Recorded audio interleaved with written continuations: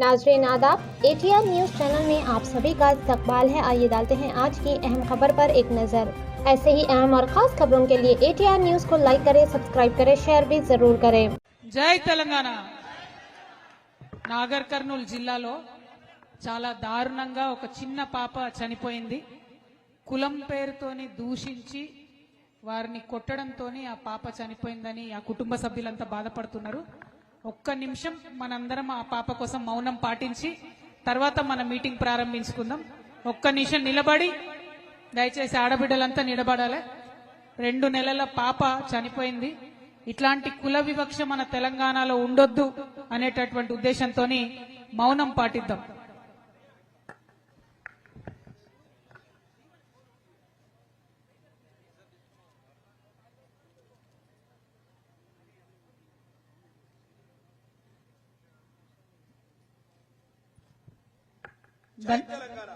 ధన్యవాదాలు. జై తెలంగాణ. కూర్చోండి. అందరికీ నమస్కారం. జోగులాంబ గద్వాల జిల్లాకు ఇంత తొందరగా మరొకసారి వస్తానని నేను అనుకోలేదు. కానీ సోదరుడు రంజిత్ గారు చెప్పినట్టు మరి నాకు జోగులాంబ అమ్మవారు అంటే చాలా సెంటిమెంట్. మొన్న ఎప్పుడైతే జోగులాంబ గద్వాల జిల్లాకు వచ్చి వెళ్లిపోయినో ఆ తర్వాత మాత్రం నేను ఒకటి చాలా బలంగా అనుకున్నా. తెలంగాణ ఉద్యమంలో జనరల్ గా ఏది జరిగినా ఉత్తర తెలంగాణలో కరీంనగర్లో ప్రారంభించేది. కానీ ఫ్యూచర్ లో తెలంగాణ ప్రజల కోసం రాబోతున్నటువంటి ఒక కొత్త రాజకీయ శక్తికి సంబంధించి ఏ కార్యక్రమం జరిగినా ఈ జోగులాంబ గద్వాల జిల్లా నుంచే ప్రారంభించాలనే ఒక ఆలోచన, ఒక సెంటిమెంట్ మాకు అనిపించింది. దానికి రకరకాల కారణాలు ఉన్నాయి. ఒకటి, నడిగడ్డ ప్రజలు నిజాయితీ గల ప్రజలు. నడిగడ్డ ప్రజలు చాలా నిజాయితీ గల బిడ్డలు, మర్మం లేని మనుషులు.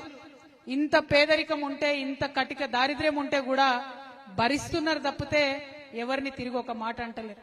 మీ కష్టాన్ని నమ్ముకొని మీరు బతుకుతా ఉన్నారు. మరి ఇటువంటి నియత్ గల్ల గడ్డ మీద నుంచి ఏ పని చేసినా ఆ జోగులాంబ అమ్మవారి ఆశీర్వాదం ఉంటదని చెప్పి మనస్ఫూర్తిగా నమ్ముతున్నాను. కాబట్టి ఇవాళ మరొకసారి ఇక్కడికి రావడం జరిగింది. ఇక ముందు కూడా ఖచ్చితంగా వస్తూనే ఉంటామనే విషయాన్ని కూడా తెలియజేస్తా ఉన్నాను. మరి వేదిక మీద ఉన్నటువంటి ఏమైంది, ఒక్క నిమిషం మీరు కొద్దిగా పైకి అనుకోండి. ఏముంది, రావట్లేదా? అదే లాస్ట్. కొంచెం సహకరించుకోండి అన్న ఒకరికొకరు. పర్లే, ఇట్స్ ఓకే.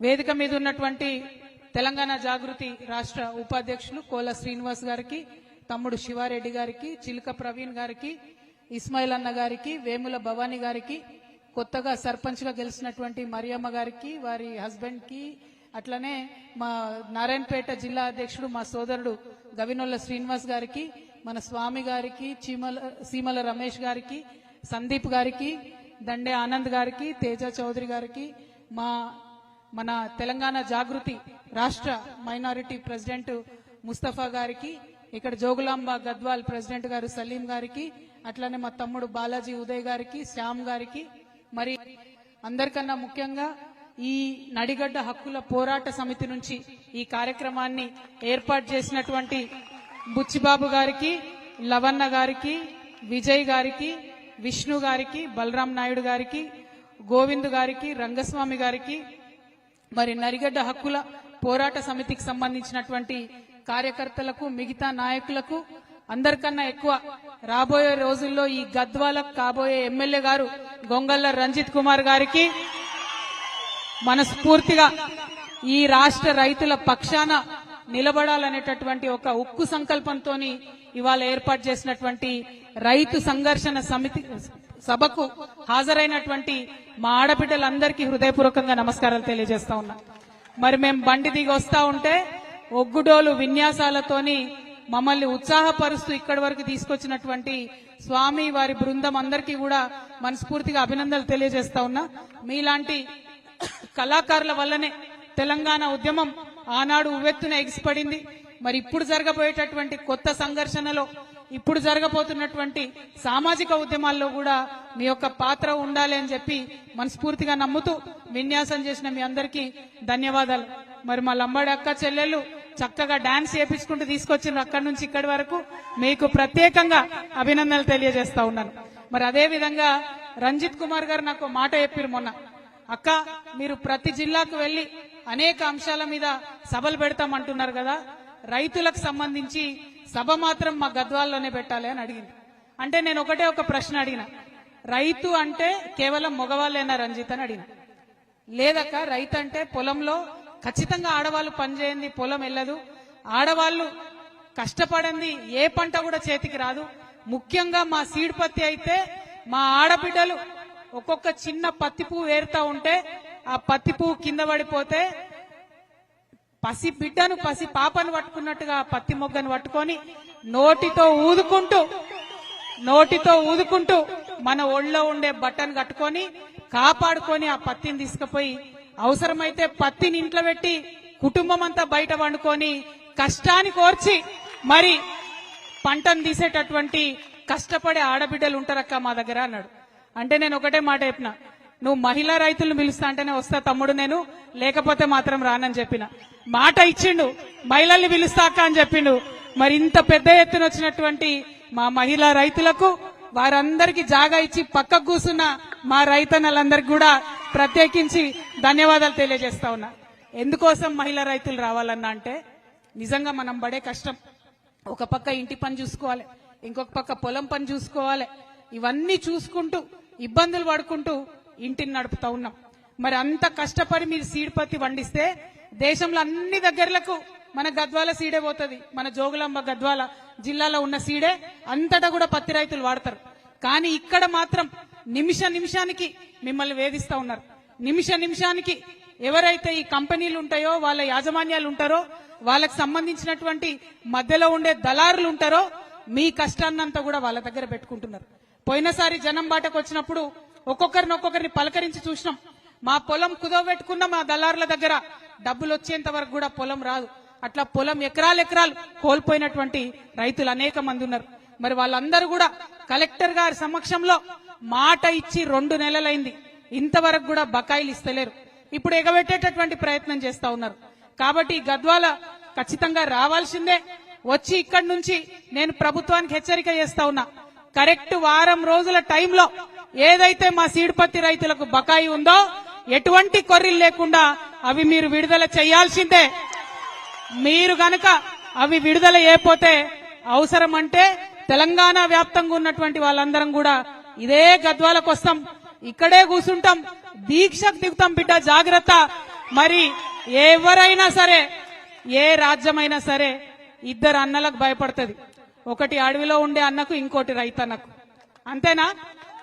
ఇవాళ అడవిలో ఉండే అన్నలకు భయపడుతున్నారు కాబట్టే వాళ్ళని కర్కశంగా అణిచివేసే ప్రయత్నం చేస్తా ఉన్నారు. దారుణాతి దారుణంగా మానవ హక్కుల ఉల్లంఘన చేసి వాళ్ళని చంపుతా ఉన్నారు. దుఃఖపడుతున్నాం, చూస్తున్నాం మనం. ఇంకో పక్క రైతన్నల మీద దాష్టికం. కష్టపడి పొద్దున 10కి పోతే బయటకి సాయంత్రం 8-9 అయినా కూడా తోట నుంచి ఇబ్బంది పడి కష్టపడి వచ్చే రైతన్నను దారుణంగా ఇబ్బంది పెడతా ఉన్నారు. 1 కాదు 2 కాదు. ఇవాళ కరెంటు అర్ధరాత్రి వస్తుంది. మరి మొత్తం కుటుంబాన్ని ఇడిచిపెట్టాలి, ఇంటికాడ వైఫ్ ని పిల్లల్ని అందరినీ వదిలిపెట్టాలి. వాళ్ళు ఎట్లుంటారో అని రందో పక్కన, మరి అక్కడికి పోతేనేమో పామో తేలో ఉడుతుందనే బెంగ ఇంకో పక్కన. మరి ఇంత పెద్ద పెద్ద మనుషులు వచ్చిందే, ఇయ్యరాదా కరెంటు? పరిశ్రమలకైతే ఇయ్యొచ్చు, బ్యాంకులకు 1000 కోట్లు డబ్బులు ఎగబెట్టేటటువంటి పరిశ్రమలకైతే కరెంట్ ఇవ్వచ్చు. కానీ మరి కష్టపడే రైతులకు కరెంట్ వస్తలేదు. దాని మీద ఖచ్చితంగా మనం అడగాల్సిన అవసరం ఉన్నది. టైంకు యూరియా దొరుకుతలేదు. యూరియా ఇయ్యమంటే ఫోన్లో యాప్ పెడతారంట, ఆ యాప్ చూసి మనం బుక్ చేసుకోవాలంట. నేను ఒకటే మాట అడుగుతున్నా, మా రైతుల దగ్గర అయితే చిన్న ఫోన్లు ఉన్నాయి అబ్బా, ఎర్ర బటన్ పచ్చ బటన్ చిన్న ఫోన్ ఉంది మా దగ్గర. మరి మొదలు మా అందరికి ఐఫోన్లు ఇవ్వండి, ఆ తర్వాత యాప్ పెట్టుర్రి. అంతేనా? అందరికి ఐఫోన్లు ఇవ్వండి, ఆ తర్వాత యాప్ పెట్టుండ్రి. పెడితే మేము కూడా నేర్చుకుంటాం కదా, అదేం బ్రహ్మ విద్య కాదు. కానీ మా దగ్గర ఫోనే లేదు. ఇప్పుడు మేము ఏడబోదుము, మా పిల్లగాన్ని ఏడ బతిమలాడదుము, ఆ చదువుకునే పిల్లని బతిమలాడి యాప్ బుక్ చేసుకొని కొనుక్కోవడానికి పోవాలి యూరియా. అంటే మీకు యూరియా ఇచ్చే చేతగాక అనేకమైనటువంటి కొర్రీలు పెడుతున్నారు తప్పితే నిజంగా రైతు మేలు కోరి కాదు. నిజంగా రైతు మేలు కోరి ఉంటే ఏం చేయాలి చెప్పలే, ఈ కాంగ్రెస్ వాళ్ళు చెప్పలే. మీరు అర్జెంట్ గా ఓన్రి ఊరుకుండ్రి, బ్యాంకుల దగ్గర లైన్లు కట్టుండ్రి. మీ దగ్గర 1,00,000 రుణమాఫీ అయిపోతే 2 లక్షలు తెచ్చుకోండి. ఇంటింట్లో ఎంతమందికి వస్తే అంతమందికి 2 లక్షలు తెచ్చుకోండి. మేము ఎక్కుతానే సోనియమ్మ పుట్టినరోజు నాడు మొత్తం రుణమాఫీ చేస్తామని చెప్పారు. అంటే పాపం చాలా మంది ఒక్కొక్క ఇంట్లో 2, 3 పోయి డబ్బులు తెచ్చుకున్నారు. కానీ ఆ 2 లక్షల రుణమాఫీ అన్నది జరగనే లేదు. ముఖ్యమంత్రి గారు మొన్న చెప్తా ఉన్నారు, అందరికీ 2 లక్షల రుణమాఫీ చేసినాం. మేము ఆనాడే ఛాలెంజ్ చేసినాం, ఈ రాష్ట్రంలో 40 లక్షల మందికి 40 లక్షల మంది రైతులకు రుణమాఫీ చేస్తాం 40,000 కోట్లు అని కాంగ్రెస్ పార్టీ హామీ ఇచ్చింది. ఇవాళ రుణమాఫీ చేసింది కేవలం 25 లక్షల మంది రైతులకు మాత్రమే. అంటే ఇంకా 15 లక్షల మంది రైతులకు రుణమాఫీ జరగలేదు. ఇవి గణాంకాలు చెప్తున్నాయి, లెక్కలు చెప్తున్నాయి. మీరు బుకాయించినా కూడా నమ్మరు ప్రజలు, ఎందుకంటే అనుభవిస్తున్నారు. కొంతమందికి 50,000 ఉన్న వాళ్ళకు కూడా రుణమాఫీ కాలే, కొంతమందికి 1,50,000 ఉన్న వాళ్ళకు కూడా రుణమాఫీ కాలే. రుణమాఫీ అందరికీ చేయాలని చెప్పి ఈ ప్రభుత్వాన్ని నేను డిమాండ్ చేస్తా ఉన్నా. అదే విధంగా రైతు భరోసా ఎట్లయిపోయిందంటే ఎన్నికల కోసం ఇచ్చే గిఫ్ట్ లెక్క అయిపోయింది. మన ముఖ్యమంత్రి గారు ఏమాత్రం మొహమాటం లేకుండా ఇగో రైతు భరోసాకి వేస్తున్నా నేను, తర్వాత ఎన్నికలు పెడతా ఎంపీటీసీ డెప్యూటీసీ అని చెప్తున్నారు. అంటే కేవలం ఎన్నికలప్పుడే రైతు గుర్తొస్తుండే తప్పితే మిగతా టైంలో గుర్తొస్తలేదు. కాబట్టి రైతు భరోసా ఖచ్చితంగా వేయాలని నేను ప్రభుత్వాన్ని డిమాండ్ చేస్తా ఉన్నా. మరి మొన్న సర్పంచ్ ఎన్నికలు అయితే ఈ ఏటికి అవతల వైపు నారాయణపేటలో మా తమ్ముడు గవినోల శ్రీనివాస్ గారు డైరెక్ట్ గా యునానిమస్ గా సర్పంచ్ గెలిచి మరి బోని కొట్టిండు జాగృతికి. ఆయన జాగృతి జిల్లా అధ్యక్షుడు నారాయణపేట. మరి మున్సిపల్ ఎన్నికలు రాగానే ఆ జోగులాంబ అమ్మవారి దయతోని గద్వాల్ నుండే జాగృతి జయగంట మోగింది, జైత్రయాత్ర ప్రారంభమైంది. మొత్తం వడ్డేపల్లి మున్సిపాలిటీ గెలుచుకున్నాం. అవునా కాదా? చూసిరా లేదా మీరందరూ? మరి అదే జైత్రయాత్ర కొనసాగుతుంది. సరే ఇవాళ వాళ్ళు మనతో ఉన్నారా లేదా చర్చ కాదు, ఎందుకంటే గద్వాల్ గడ్డ మీద ఒక రకమైన రాజకీయం నడుస్తుంది. ఏ పార్టీలు ఎవరు గెలిచినా అధికారం పెట్టుంటే అటే పోయేటట్టు ఉన్నారు. అంటే అప్పటిదాకా ముఖ్యమంత్రి మున్సిపల్ చైర్మన్ పిలుచుకోలే, కానీ ఒక్క వడ్డేపల్లిలా జాగృతి జెండా ఎగరంగానే దాబాబు అని చెప్పి పిలుచుకొని అందరితో ఫోటో దిగిరంట. అంటే ముఖ్యమంత్రి దగ్గర నుంచి మొదలు పెడితే ప్రతి ఒక్కరికి కూడా ఏ పార్టీలో గెలిచినా మా పార్టీలకు రావాలనే ఒక పిచ్చి రాజకీయం గద్వాల్లో నడుస్తుంది. నేను ఇవాళ ఎమ్మెల్యే గారిని అడుగుతున్నా, మీకు ధైర్యం ఉంటే, మీకు దమ్ముంటే, మీకు చిత్తశుద్ధి ఉంటే మీరు ఏ పార్టీయో రేపు ప్రెస్ మీట్ పెట్టి చెప్పండి. ఎక్కువ వేరే ఏం చేయదు, మీరు ఏ పార్టీయో చెప్పండి. ఏ పార్టీలో ఉన్నామో చెప్పుకోలేనటువంటి వాళ్ళు మీరు ప్రజలకు ఏం చేస్తారో ఎట్లా చెప్తారు? అంటే నువ్వు కాంగ్రెసా, నువ్వు బీఆర్ఎస్ఆ? నువ్వు కాంగ్రెస్ చేసే పనులు చేస్తావా ప్రజలకు, లేదా బీఆర్ఎస్ వాళ్ళు చెప్పే పని చేస్తావా? మరి ఏం చేస్తావు? ఏం చేయకపోతే ఎందుకున్నట్టు ఎమ్మెల్యే? రాజీనామా చేయి రాజీనామా. ఎందుకు అడుగుతా ఉన్నా అంటే బీఆర్ఎస్ పార్టీ నన్ను సస్పెండ్ చేసింది. నీతి ఉంది, నాకు ధర్మం ఉంది కాబట్టి ఆ పార్టీ ద్వారా వచ్చిన ఎమ్మెల్సీకి 1 నిమిషంలో నేను రాజీనామా చేసిన. నియత్ ఉండాలి, రాజకీయాలు చేయాలంటే నియత్ ఉండాలి, ధైర్యం ఉండాలి. ధైర్యం ఉంటేనే ప్రజాసేవలో ముందడిగే వస్తుంది. మరి ఇక్కడ ఎమ్మెల్యే గారిని అడుగుతా ఉన్నా నేను, మీరు ఏ పార్టీలో ఉన్నారు చెప్పండి ఫస్ట్ ప్రెస్ మీట్ పెట్టి. ఇందాక తమ్ముడు రంజిత్ అన్నట్టు ఈయన నెలకు బీఆర్ఎస్ పార్టీకి చందా ఇస్తున్నంట. ఇయ్యడానికి వీరికి ఇంగితం లేకపోతే తీసుకోవడానికి బీఆర్ఎస్ పార్టీ కానీ ఇంగితం ఉండాలి కదా. మరి వాళ్ళు ఎందుకు తీసుకుంటున్నారన్న విషయం వాళ్ళు కూడా ప్రజలకు ఖచ్చితంగా చెప్పాల్సినటువంటి అవసరం ఉంది. మరి అది బీఆర్ఎస్ అయినా ఇప్పుడు వచ్చిన కాంగ్రెస్ అయినా 12 ఏళ్ళు అవుతుంది. మనం చిన్నప్పుడు చదువుకునేది గుర్తుంది కావచ్చు మీ అందరికీ, బిరబిరా కృష్ణమ్మ పరుగులిడుతోంది అంటే మనం మంచిగా పెద్ద పాట అనుకొని పద్యం అనుకొని నేర్చుకున్నాం చిన్నప్పుడు. కానీ ఇప్పుడు కూడా బిరబిరా కృష్ణమ్మ మనని దాటుకొని పరుగులెడుతుంది తప్పితే మన నడిగడ్డకు మాత్రం నీళ్లు వస్తలేవు. తుంగభద్ర తన్నుకుంటూ వెళ్ళిపోతుంది మన దగ్గరికి వెళ్ళి తప్పితే మన ప్రాంతానికి నీళ్లు వస్తలేవు. అటు తుమ్మిళ్ళ నుండి సగం కెపాసిటీ వర్క్ అవుతుంది, ఇటు నెట్టెంపాడైతే నా చిన్నప్పటి నుంచి నడుస్తూనే ఉంది నత్త నడకన. నత్తలు కూడా సిగ్గుపడుతున్నాయట, మమ్మల్ని ఇట్లా నెట్టెంపాడుకు కంపేర్ చేయకండి, దరిద్రంగా ఉంది, మమ్మల్ని అవమానం చేయకండి అని చెప్పి. నెట్టెంపాడది ఆ పరిస్థితి ఉంది. అంటే ఇక నీళ్ళు ఎప్పుడు రావాలి నడిగడ్డకు? మరి మన కష్టాలు ఎప్పుడు తీరాలి? రైతు అనేటోడు గుండె మీద చెయ్యేసుకొని ఎప్పుడు పడుకోవాలి? ఈ విషయాల్ని దయచేసి ఆలోచన చేయాలి. అందుకే నేను కోరేది మిమ్మల్ని, అది బీఆర్ఎస్ కంప్లీట్ గా నడిగడ్డను మోసం చేసింది, ఫెయిల్ అయిపోయింది బీఆర్ఎస్ పార్టీ నడిగడ్డలో. కాంగ్రెస్ పార్టీ 2.5 ఏళ్లైంది వచ్చి ఏదో చేస్తామని చెప్పొచ్చిర్రు, కంప్లీట్ గా వాళ్ళు విఫలమైంది. మరి వాళ్ళ జరగాల్సింది ఏమున్నది? నాగర్ కర్నూల్లో నిన్న జరిగినటువంటి ఘటనలో మరి మాట్లాడాల్సినటువంటి అవసరం ఉన్నది. నీళ్లు రాకపోతే అడగాల్సినటువంటి అవసరం ఉన్నది. అట్లా అడిగేటోళ్లు కొత్త వాళ్ళు రావాల్సినటువంటి అవసరం ఉన్నది. కాబట్టే మీ అందరి దయతోని ఒక ముందడుగేస్తున్నాం. ఖచ్చితంగా ప్రభుత్వంలో ఎవరున్నా సరే ప్రజలకిచ్చినటువంటి మాటలు, ప్రజలకిచ్చినటువంటి హామీలు మీరు ఇయ్యాల్సిందే అని చెప్పి నిలదీసి అడగడానికే తమ్ముడు ప్రవీణ్ చెప్పినట్టు ఒక ఆయుధాన్ని అయితే నూరుతా ఉన్నాం. ఆ ఆయుధం, ఆ కొత్తగా వచ్చేటటువంటి ఆ రాజకీయ శక్తి ఖచ్చితంగా మీ అందరికి కూడా ఆయుధం అవుతుంది. ఈ నడిగడ్డకు నీళ్లు తీసుకొచ్చేటటువంటి ఒక వజ్రాయుధంగా మీ ముందుకు వస్తామని తెలియజేస్తా ఉన్నాం. అదేవిధంగా రంజిత్ కుమార్ చెప్పారు, మరి అత్త అల్లుడు తప్ప ఇక్కడ ఇంకో కొత్త ముఖం కనబడతలేదని. నాకైతే కొత్త ముఖం కనబడుతున్నది. మరి నాకైతే డెఫినెట్ గా ఒక కొత్త ఆలోచన ఉన్నటువంటి, అందరూ మా వాళ్ళే అనుకొని పనిచేసేటటువంటి ఒక కొత్త నాయకత్వం కనబడతా ఉంది. అందుకే చెప్పిన రాబోయే రోజుల్లో కాబోయే గద్వాల ఎమ్మెల్యే గారని ఉట్టిగా చెప్పలే నేను, బరాబర్ జరుగుతుంది. ఆడబిడ్డల ఆశీర్వాదం ఉంటే ఖచ్చితంగా జరుగుతుంది. ఇక్కడికి వచ్చిన ఆడబిడ్డలు ఒకసారి ఆలోచన చేసుకోవాలా, పనిచేస్తున్నాడా లేదా రంజిత్, కొట్లాడుతున్నాడా లేదా రంజిత్, అదే విషయాన్ని దయచేసి ఆలోచన చేయండి. ఇవాళ ఇక్కడికి వచ్చిన వాళ్ళందరూ అయితే నవ్వుతున్నారు. మరి ఆయన పేరు చెప్పినప్పుడు పనిచేస్తున్నాడా తెలుసా మీకు? బానే పనిచేస్తున్నాడా? కొట్లాడుతున్నాడా? మీ పక్షాన కొట్లాడుతున్నాడా? మరి ఉంటారా, నిలబడతారా రేపు పొద్దున? పాపం 3 సార్లు పోటీ చేసింది, ఇప్పటికి 2 సార్లు పోటీ చేసింది. ఇప్పటికి మీరంతా మీటింగ్లలో చేతులు ఎత్తుతున్నారు, ఓటింగ్లలో మాత్రం ఇంకో దిక్కు ఎత్తుతున్నారు. అంతేనా? అట్లా చేయకూరి. ఎందుకంటే ఎలక్షన్ అప్పుడు ఎవరేమిచ్చినా తీసుకోవాలి, కానీ మనకెవరు పనిచేస్తారో వాళ్ళకే ఓటేసుకోవాలి. ఆ విషయాన్ని ఆలోచన చేయండి. ఎందుకంటే ఎలక్షన్ అనగానే ఇక అత్త వస్తారు, అల్లుడు వస్తారు, బయలుదేరుతారు. ఇప్పుడు వస్తున్నాయి, మళ్ళా జెడ్పీటీసీ ఎంపీటీసీ ఎన్నికలు వస్తున్నాయి.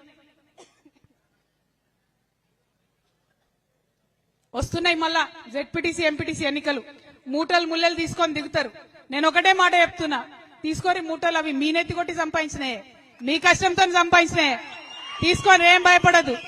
కానీ ఓటు మాత్రం ఖచ్చితంగా జాగృతికి, రంజిత్ చెప్పిన మనుషులకు మాత్రం ఓటేయండి. ఎందుకంటే మీ గొంతుకై నిలబడతాం, మీ గొంతుకై నిలబడతాం. ప్రతి మండలంలో జెడ్పీటీసీ క్యాండిడేట్ ని పెడతాం, బలంగా కొట్లాడతాం. ప్రతి ఊర్లో ఎక్కడెక్కడ ఎంపీటీసీలు ఉంటే అక్కడ ఎంపీటీసీ క్యాండిడేట్లను పెడతాం, చాలా బలంగా కొట్లాడతాం.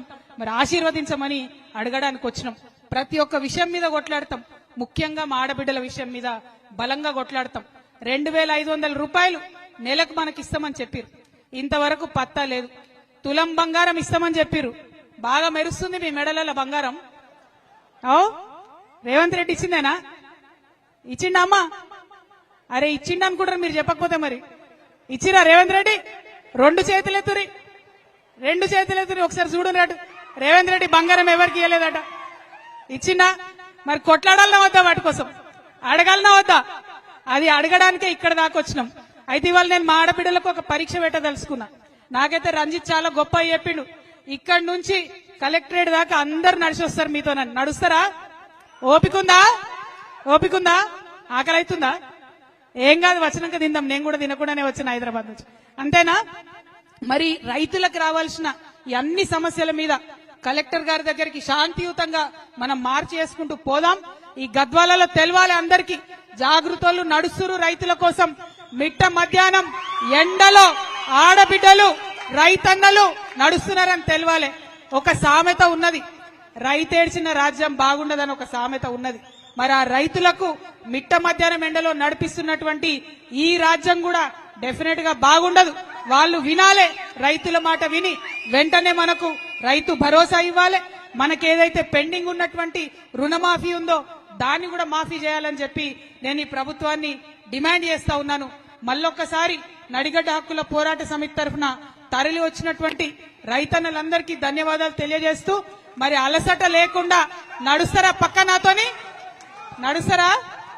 నాకు అన్నల మీద డౌట్, అక్కలు నడుస్తారు కానీ మళ్ళా బండ్లు ఎక్కుతారా మీరందరు బయటకు పోయి?